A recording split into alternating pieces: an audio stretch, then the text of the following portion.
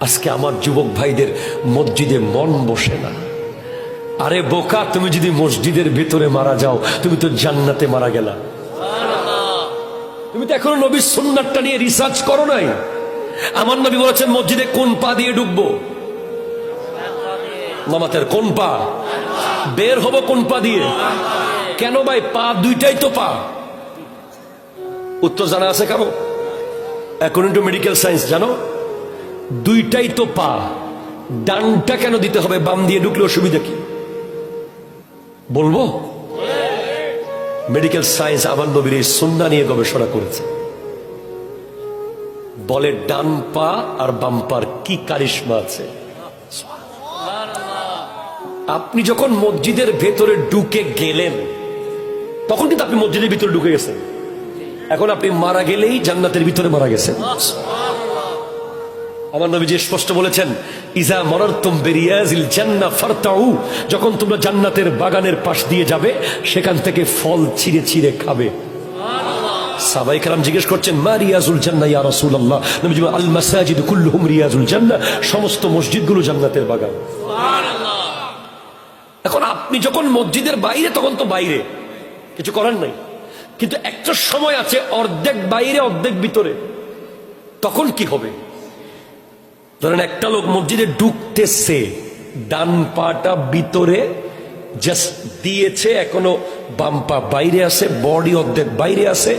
Medical science বলছে যে ব্যক্তি ডান পায়ের উপরে ভর করা অবস্থায় মারা যাবে তার লাশ পড়বে সামনের দিকে। আমার যে সমস্ত যুবক ভাইদের চুল লিওনেল মেসির মতো, তাদের এখানে বসে থাকা একটু কষ্ট হবে, একটু কষ্ট হবে। তাদেরকে একটা অদৃশ্য শক্তি টেনে তুলে ফেলবে, কারণ আমার মাহফিলে বসলে বেশিরভাগ চুল কেটে ফেলতে হয় পরের দিন। সেজন্য আল্লাহ তাদেরকে বসার তৌফিক দান করুক, আমিন জোরে বলেন। কষ্ট হচ্ছে না তোরা? ইল্লাল্লাযীনা আমানু মানে সিদ্দিক আকবর, জোরে বলেন সুবহানাল্লাহ। তাফসীরে আছে ওয়া আমিলুস সলিহাত ফারুক আযম, ওয়া তাওয়াসাউ বিল হক উসমান যুন্নুরাইন, ওয়া তাওয়াসাউ বিস সাবর মাওলা আলী। এই চারজনকে ইন্ডিকেট করা হয়েছে এই চারটা লাইনের মাধ্যমে। সিদ্দিক আকবর রাদিয়াল্লাহু তাআলাকে প্রশ্ন করলাম, আপনার ঈমানের গাছটা কত বড়? ঈমানের গাছ।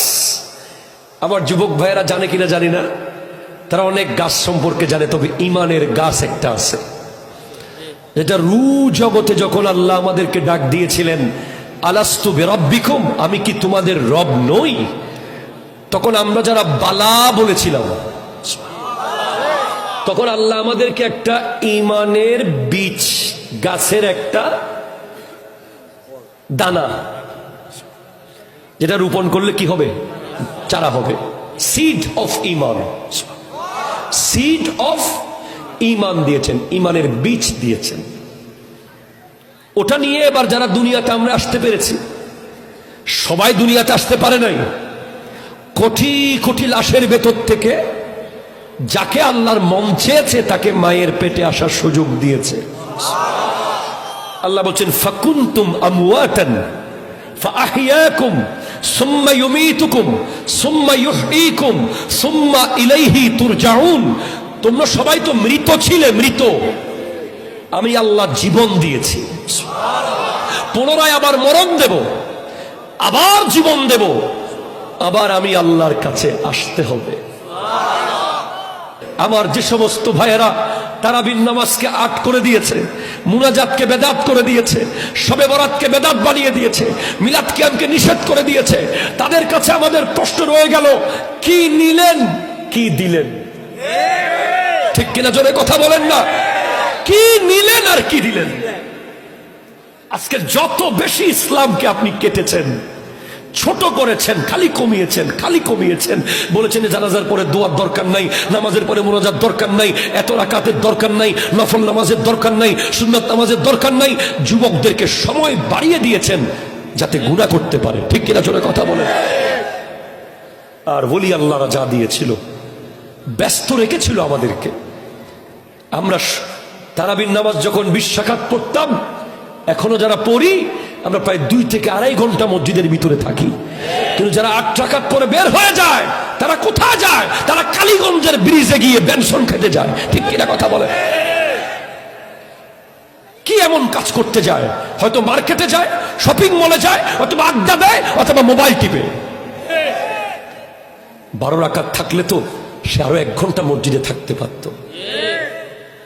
অনেক বড় ষড়যন্ত্রের কবলে। সুতরাং মুমিন সে যে মসজিদকে বন্ধু বানিয়েছে।